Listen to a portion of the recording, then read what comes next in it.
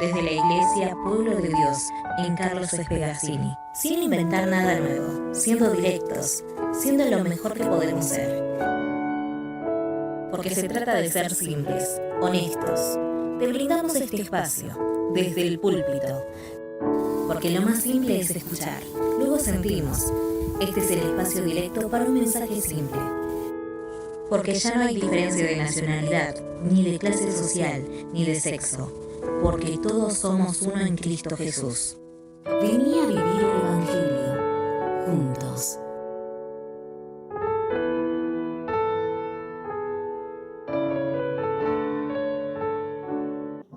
Bueno, amados, estuvimos viendo el tema de Hechos de los Apóstoles, ¿no? Empezamos a ver el libro de Hechos y vimos el capítulo 1, ¿cierto? Vimos cómo se va transformando de lo nuevo a lo viejo, de lo viejo a lo nuevo, ¿no es cierto? Hay un camino distinto, hay una nueva esperanza, hay un nuevo mensaje. Ya Jesús no está con los discípulos, al menos en forma física, sino que ya está a través del Espíritu Santo. Y vamos a ver hoy la segunda parte, vamos a ver Hechos 2, vamos a ver qué fue lo que pasó. Y yo quería que hagamos primero una introducción, porque veamos esta votación, este pedido de sabiduría del Señor para elegir un nuevo apóstol. Dice Hechos capítulo 1, del verso 12 al 25. Dice, entonces regresaron a Jerusalén, desde el monte llamado de los Olivos, situado aproximadamente a 1 kilómetro de la ciudad. Cuando llegaron, subieron al lugar donde se alojaban. Estaba allí Pedro, Juan, Jacobo, Andrés, Felipe, Tomás, Bartolomé, Mateo, Jacobo, hijo de Alfeo, Simón el Celote y Judas, hijo de Jacobo. Todos en un mismo espíritu se dedicaban a la oración junto a las mujeres y con los hermanos de Jesús y su madre María. Vemos acá la lista de los apóstoles, falta obviamente Judas Iscariote, que es el que se arrojó, ¿verdad? Que traicionó. Después dice, por aquellos días, Pedro se puso de pie en medio de los creyentes, que eran un grupo como de 120 personas, y le dijo, hermanos, tenía que cumplirse la escritura que por boca de David había predicho el Espíritu Santo en cuanto a Judas, el que sirvió de guía a los que arrestaron a Jesús. Judas se contaba entre los nuestros y participaba en nuestro ministerio. Con el dinero que obtuvo por su crimen, Judas compró un terreno. Allí cayó de cabeza y se reventó y se le salieron las vísceras. Todos en Jerusalén se enteraron de ello, así que aquel terreno fue llamado Acéldama, que en su propio idioma quiere decir campo de sangre. Porque en el libro de los Salmos, continuó Pedro, está escrito que su lugar quede desierto y que nadie lo habite. También está escrito que otro se haga cargo de su oficio. Por tanto, es preciso que se una a nosotros un testigo de la resurrección. Y acá quiero que veamos algunas cositas, ¿no? Primero, un testigo de la resurrección. Y estos son los requisitos para ser apóstol. Fíjense que hoy vemos por todos lados, ¿no? El apóstol tal, el apóstol aquel, el apóstol, todos son apóstoles, ¿no? Ahora hay una cosa rara de que todos tienen ese puesto, ¿no? Y acá tenemos los requisitos del apóstol. Y los dice Pedro y los dice en base a, digamos, la iluminación que trae el Espíritu Santo sobre ellos, y que habían estado en oración y todo. Tiene que ser un testigo de la resurrección. Digo, ¿cuántos de todos los apóstoles que uno ve, por lo menos por acá, son testigos de la resurrección de Jesús? ¿No? Tiene que ser uno de los que nos acompañaban, dice él, o sea, de los que estaban con Pedro, de los que nos acompañaban todo el tiempo que el Señor Jesús vivió entre nosotros. Tenía que ser uno que haya compartido el ministerio, de entrada hasta el final. Díganme cuántos apóstoles, desde que Juan, y tiene que ser desde que Juan bautizaba, el Juan Bautista bautizaba, hasta el día que Jesús fue llevado entre nosotros. Tiene que haber sido testigo de que Juan estaba bautizando y tiene que haber sido testigo no solamente de la resurrección del Señor, sino que tiene que haber sido de los que estaban con el Señor Jesús cuando Él fue llevado al cielo. O sea, todos esos requisitos tenían que ser. Bueno, por una vez está ahí en Hechos capítulo 1, del 20 al 22. Son esos los requisitos para ser apóstol. Me parece que no va a entrar ninguno de los apóstoles, ¿no? Así. Y dice, vamos a leer a partir del versículo 23 de Hechos. Dice, así que propusieron a dos, a José llamado Barsabás, apodado de Justo, y a Matías. Y oraron así: Señor, tú que conoces el corazón de todos, muéstranos a cuál de estos dos has elegido para que se haga cargo del servicio apostólico que Judas dejó para irse al lugar que le correspondía. Y cayó la suerte sobre Matías. Ahora, algunas cositas. Estaba perfecto que ellos pidan y que traten de elegir un nuevo apóstol. Estaba perfecto, según las Escrituras. Fíjense, tenían que ser 12 sí o sí. ¿Por qué? Para sentarse en los 12 tronos prometidos por Jesús. Mateo 19:28 dice: les aseguro, respondió el Señor, que la renovación de todas las cosas, cuando el Hijo del Hombre se siente en su trono glorioso, ustedes que me han seguido se sentarán también en 12 tronos para gobernar a las 12 tribus de Israel. Y Lucas 22:28 al 30 dice exactamente lo mismo. Ahora bien, ustedes son los que han estado siempre a mi lado en mis pruebas. Fíjense, Jesús dice en mis pruebas. Jesús tenía pruebas. ¿Qué nos queda para nosotros, no? Porque una vez es como pastor, ¿no? Uno agarra y le dice a las personas: estoy atravesando una prueba, estoy pasando. Bueno, si usted tiene prueba, ¿qué me queda para mí? Bueno, Jesús tuvo pruebas, ¿no es cierto? Entonces, me parece que tiene que cambiar de Dios, más que de iglesia o de pastor, ¿no es cierto? Porque el Dios nuestro es un Dios que sufrió, que las pasó, que tuvo pruebas, que lloró. Miren, les cuento, el otro día estuve en un velorio. Y yo por lo general soy duro, soy muy secote en los velorios.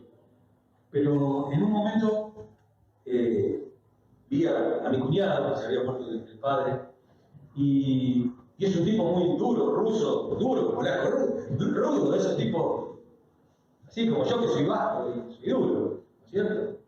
Entonces, en un momento se quebró y se puso a llorar.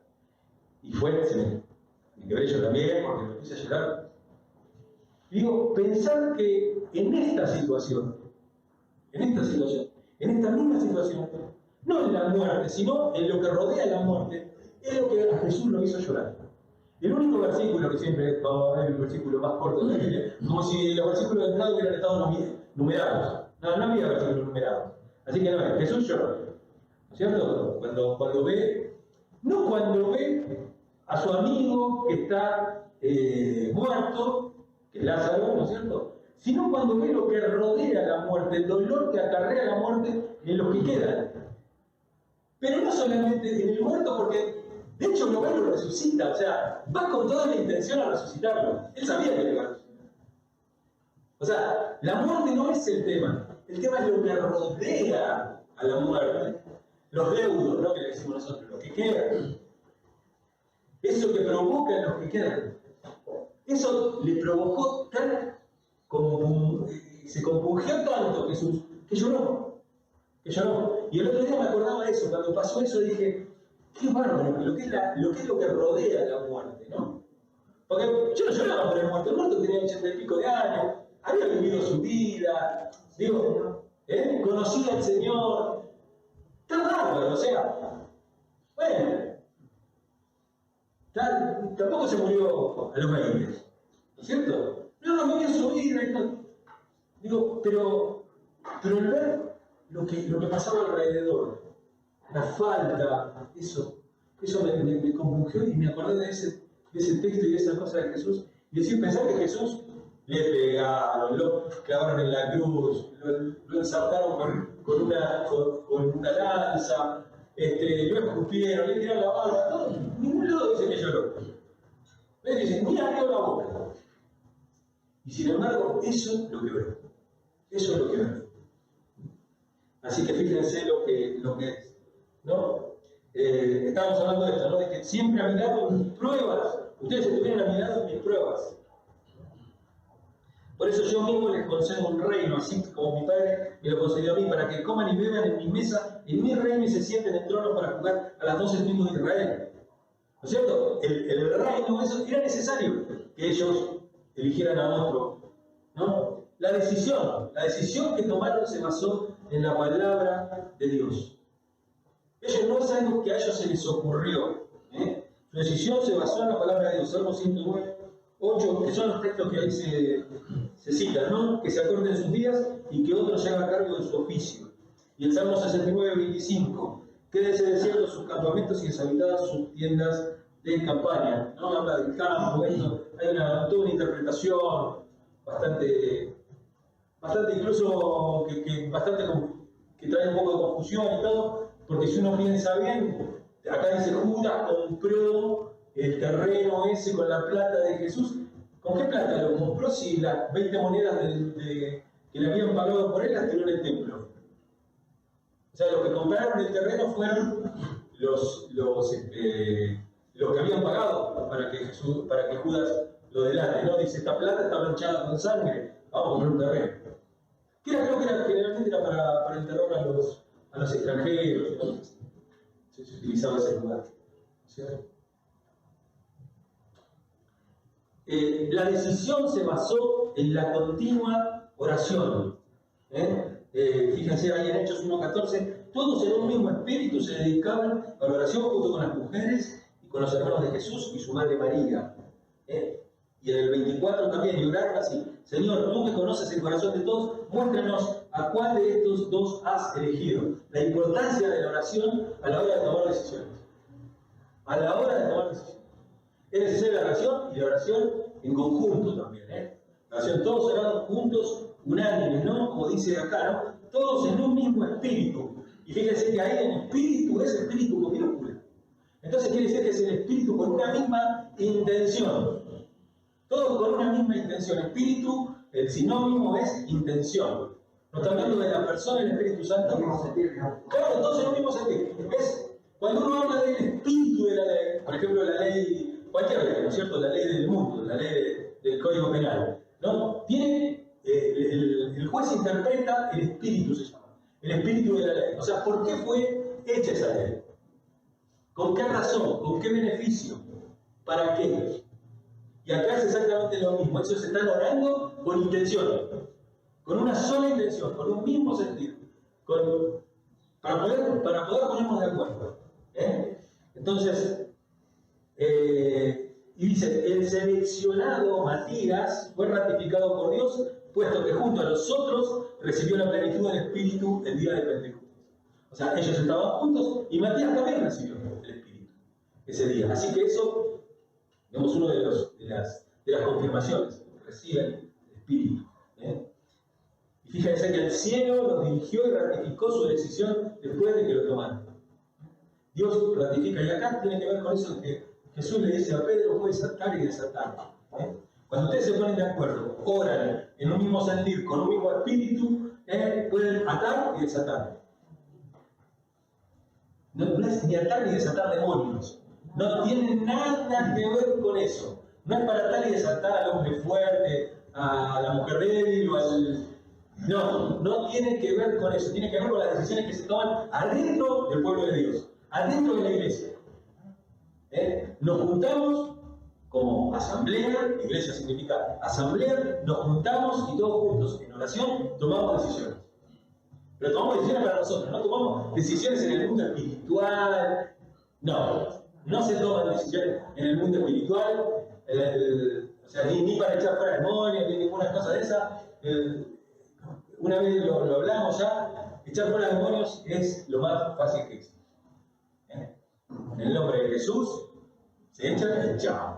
A lo solo, oración. No, por eso a veces vienen con algunas enfermedades sobre todo mentales y todo, y uno dice: no, lo que pasa es que a lo mejor si oramos, ojalá fuera un demonio. No, a lo mejor necesito un psiquiatra. Pues si fuera un demonio sería más fácil. Claro, se va al punto listo, el muchacho sano, tranquilo, como el endemoniado de Gadareno, ¿no? Estaba ahí como el loco, y de repente lo vieron que estaba en sus cabales. Bueno, ahí es fácil. Así que es más fácil eso. Pero acá se habla de eso, se habla de decisiones que hay que tomar, decisiones. Y el tema, ¿no? Pablo, ¿no podía ser el 12º apóstol? Yo soy uno de los que piensa que para mí Pablo tendría que haber sido el 12º apóstol. Bueno, la teología dice que no. Dice que no porque por un lado no llenaba los requisitos que aparecen en los versículos 21 y 22. Y además el ministerio era especial para con la iglesia y para con los gentiles. Era otro tipo, no tenía que ver con el reino, dentro de juzgar las 12 tribus de Israel. De hecho, Pablo, no sé si ustedes lo recuerdan, él en un momento agarra y dice, me sacudo los pies y me vuelvo a los gentiles, los abandono a ustedes. Mi pueblo no quieren escuchar el evangelio, yo no tengo ningún problema, yo me vuelvo y me pongo a predicar a los gentiles. Y esto de tener todas estas cosas ataditas así, nos prepara para la entrada, para la venida del Espíritu. Solamente es cuestión de tiempo y de esperar. Y de esperar, mientras que los creyentes esperan el día de Pentecostés, pasaban las horas en oración y comunión, allá en el aposento alto, ahí donde habían realizado la última cena posiblemente. Segundo, eso fue la introducción.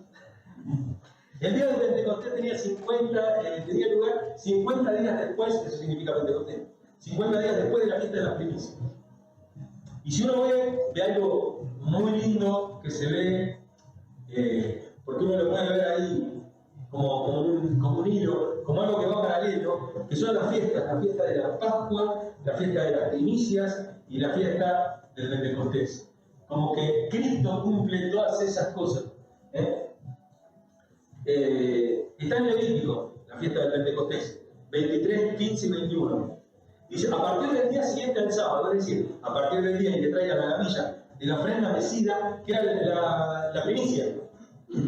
La primicia. Estaba Pascua, ¿no? Después había el sábado, y después automáticamente venía el día de las primicias. Y Jesús, fíjense esto, Él muere el día de la Pascua, cuando se sacrificaba el cordero. Resucita el día de las primicias, y después Pablo va a decir, Cristo, las primicias de la resurrección. Cristo es las primicias, fue el primero. Él es las primicias, y junto con él, obviamente, acuérdense, dicen que salieron muertos de las tumbas y se les aparecieron el otro día, ¿no? A la gente que toma siempre, no nos causa tanta gracia eso, ¿no? De que resucitaron de las tumbas y se les aparecieron el otro día a las personas. Y vemos después, a los 50 días, vemos el Pentecostés. Y vamos a ver esto del Pentecostés un poquito más en profundidad. En otras palabras, se contarán 50 días, incluyendo la mañana siguiente al séptimo sábado. Entonces presentarán al Señor una ofrenda de grano nuevo.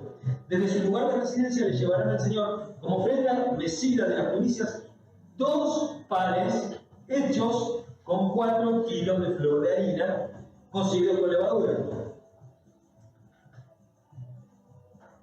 Y vamos al último, después leanlo completo si quieren. Versículo 21 al final dice, este será un estatuto perpetuo para todos tus descendientes donde quiera que habiten. Es un recuerdo esto. Eso está en Levítico 23. Mira Levítico 23 para cuando quieran saber qué es Pentecostés, eso es lo que se celebra. Porque la Pascua fue un cuadro de la muerte de Cristo. Dice 1 Corintios capítulo 5, verso 7, desháganse de la vieja levadura para que sean una masa nueva, panes sin levadura como lo son en realidad, porque Cristo, nuestro Cordero Pascual, ya ha sido sacrificado. Pero fíjense esto, ¿no? Allá es panes sin levadura, Pascua, panes sin levadura. Ustedes saben que la levadura tiene una connotación con el pecado. La Pascua, panes sin levadura, significa sin pecado, ¿no? Borrar, quitar. Las primicias de su resurrección, lo que acabamos de decir, las primicias. En las primicias el sacerdote iba y agarraba y barría un poco la tierra de donde se había sembrado, y había siempre unos brotecitos primero, chiquititos, todo. Eso era lo que el sacerdote cortaba, hacía como una harina y la sacrificaba. La ponía en el altar del sacrificio, la ofrecía al Señor. Las primicias.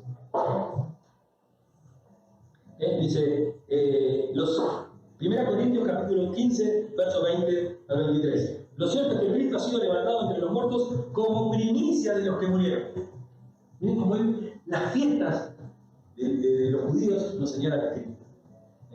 Como primicia de los que murieron. De hecho, ya que la muerte vino por medio de un hombre, también por medio de un hombre viene la resurrección de los muertos. Pues así como en Adán todos mueren, también en Cristo todos volverán a vivir. Pero cada uno en su debido orden. Cristo las primicias, después cuando Él venga, los que le pertenecen. Fíjense qué interesante. Y el Pentecostés es el cuadro de la venida del Espíritu Santo. Y vamos de vuelta a 1 Corintios, explica muy bien todas estas cosas, porque Pablo se basa mucho en las fiestas.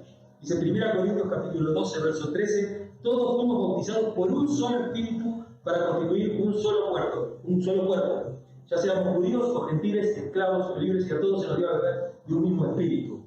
Estas hogazas de pan, los panes, estos dos panes, que se representaban el día del Pentecostés, acuérdense, se hace con la harina, 4 kilos de harina, 2 panes, 2 hogazas de pan,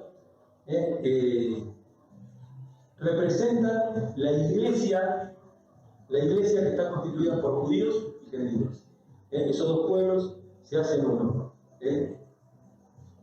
Dice 1 Corintios capítulo 10, verso 17, hay un solo pan del cual todos participamos. Por eso, aunque somos muchos, formamos un solo cuerpo. La importancia, esto del tema del pan, ¿no? Porque uno no le da mucha bolilla al Pentecostés, a las fiestas y todo. Y todo nos habla de Cristo, como le dijo Jesús en el camino a Maús. No, usted dice, ignoran las escrituras y todos hablan de mí. Y si yo les tengo que andar explicando a ver cómo es esto, porque todo habla de mí.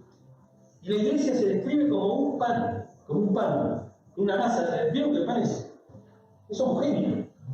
¿Exacto? Son un montón de cosas.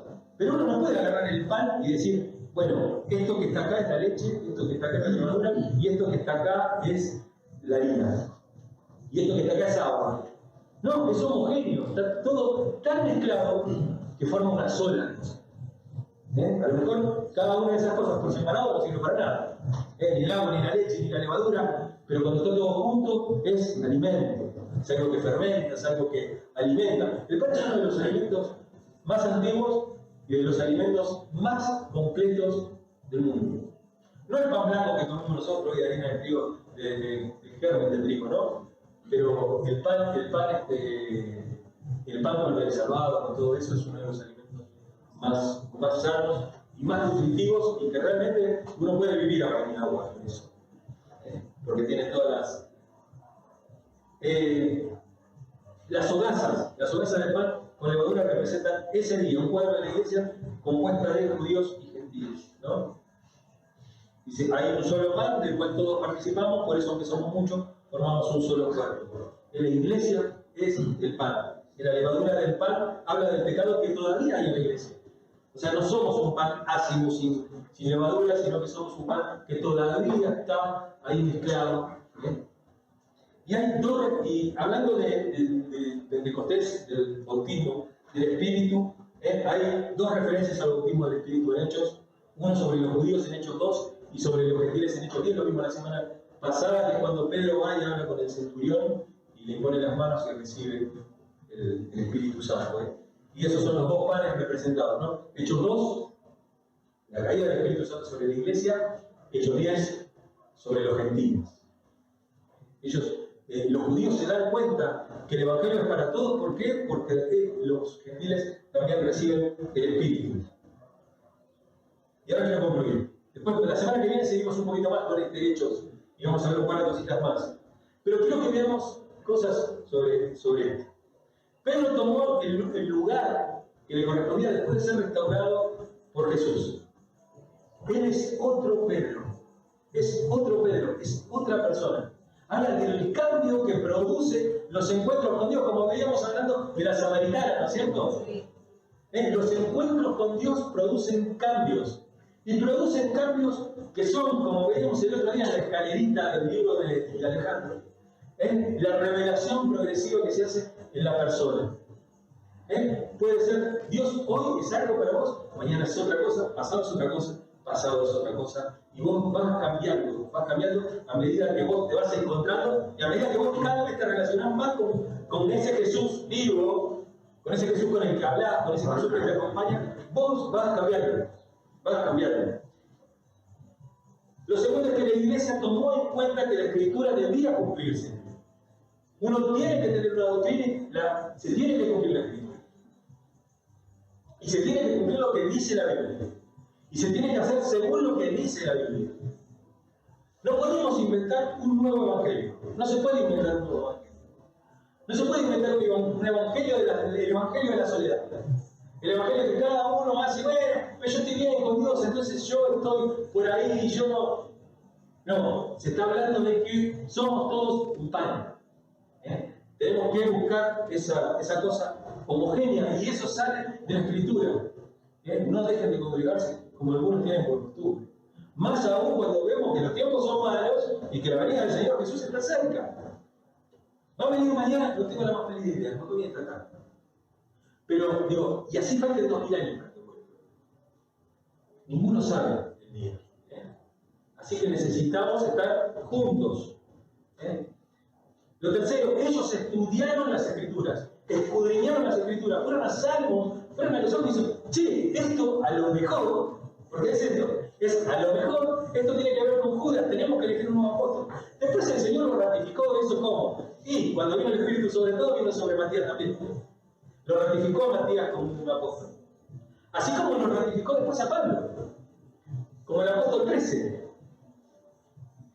Es un apóstol totalmente distinto a todo. Dice como, yo soy como un aborto de la naturaleza sería. No, yo soy como abortivo, alguien nacido fuera del tiempo. Estudiaron las Escrituras, las escudriñaron. El otro día el pastoral nos decía, ¿no? Qué bueno que escudriñemos las Escrituras nuevamente, que busquemos un pasaje que tratemos de sacarle el jugo a fondo, para no rascar la superficie solamente, sino ir a fondo. Y cuando ellos estudiaron las Escrituras, ellos oraron. La importancia de la oración en la vida de iglesia. La importancia de la oración en la vida de iglesia. Ellos recibieron la bendición de Dios y Dios ratificó su ministerio. Dios ratifica el ministerio de aquellos que lo buscan. Ellos cumplieron las etapas de la revelación progresiva, que se ve acá en este texto también. Pascua, primicias, Pentecostés, como lo vimos, ¿no? De esa manera. Lograron entender que el Evangelio era la salvación de Dios para todos, judíos y gentiles. Pero todavía falta. Eso nos queda a nosotros. Nos queda todavía cumplir todas estas cosas. Ser restaurado por Dios como lo hizo Jesús con Pedro. Que la iglesia tome en cuenta la Escritura, que volvamos a poner en el trono de la iglesia a Jesús, la palabra viva, pero también a la Escritura, la palabra escrita. Porque Dios tiene un timón en la iglesia y es el púlpito y es la palabra de Dios. Que estudiemos las Escrituras, que oremos en el Espíritu, que oremos en un mismo espíritu, en un mismo sentir, que Dios nos ratifique los ministerios, ratifique el ministerio de la palabra, el ministerio del evangelismo, el ministerio de hacer misericordia, el ministerio de enseñar, el ministerio de sanidad, el ministerio de sanidad. Bueno, yo no he sanado a nadie con la oración. ¿Hace falta? ¿Cuántas veces fuiste al hospital a ver a los enfermos? Visitar a los enfermos es reconfortarlos, ¿no? Cumplir las etapas de la revelación progresiva. Dios cada día se nos va revelando más. Y en cada uno de nosotros va a tener una revelación progresiva del Señor. A medida que va caminando con el Señor, uno empieza a ver cada vez cambios en su vida. Empieza a ver que tiene más paciencia, empieza a ver que tiene otra forma de afrontar la vida, tiene que ver la paz, el gozo que hay en su vida a pesar de los problemas. Esa es una revelación progresiva de Jesús en nuestra vida. Pero aparte, en base a cada uno, como vaya creciendo, la iglesia también va creciendo. Porque somos todos parte de la iglesia. ¿De qué sirve que el pastor cree? Si el resto no crece. Y que logremos entender que el Evangelio es la salvación para todos. Judíos, gentiles, argentinos, extranjeros, ricos, pobres, heterosexuales, homosexuales, bisexuales, que tengan un pensamiento de derecha o que tengan un pensamiento de izquierda, que les guste una cosa o que les guste la otra. El Evangelio es para todos, para todos. Y en base a que nosotros se lo prediquemos a todos, Dios después va a ir haciendo una revelación progresiva en cada uno de ellos, pero la revelación progresiva la da Dios, no la damos nosotros. Nosotros no podemos imponer cambios en nada. Nosotros no vamos a cambiar absolutamente nada. Lo que nosotros tenemos que hacer es predicar y entender esto, meternos esto en la cabeza y poder predicar libremente y sin elegir a nadie. Dios los elige. Dios trata con ellos. Hay un mundo que está pidiendo a gritos, una esperanza, una fe, una esperanza, una pertenencia, una integración. Sentirse parte de algo, sentirse parte de un grupo, en el medio de una sociedad en donde impera tanta soledad, tanta discriminación, tanto orgullo, ¿no? Tanto orgullo mal colocado, ¿cierto? En donde parece que hay gente que sobra y gente que no consigue. Ayer me mandaron un video de una persona en Capital que se colgó de un balcón y se tiró. El tiro se colgó así como desde afuera, hizo así y ya no se soltó, torta contra el piso. Breve. Pero de verdad, uno dice, qué mal uno se tiene que sentir para que pase eso. Qué solo tiene que sentirse uno. Qué mal que tiene que sentirse uno para que pase algo así.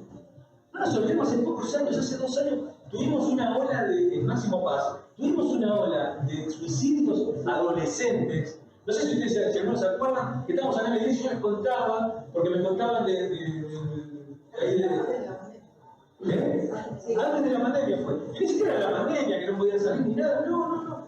Chicos que ante el menor problema no le encuentran solución a la vida. Recuerdo una nena, Jazmín, que el padre no la dejó salir, fue al baño y se ahorcó. ¿No es cierto? Entonces, gente que cruzaron la vía, se tiró bajo el tren. Digo, es un mundo que está sin esperanza, necesitamos darle, como dice, para que ellos puedan decir, como dice, yo no me acuerdo si Habacuc Jeremías, estoy con el tema ese, ¿sí? Creo que Jeremías dice, yo sé los planes que tengo para ustedes, para que tengan un futuro y una esperanza. No tengo planes de calamidad para ustedes, sino tengo planes buenos para ustedes, para que tengan un futuro y una esperanza. Y ese es el mensaje. Ese es el mensaje de lo que vamos a hablar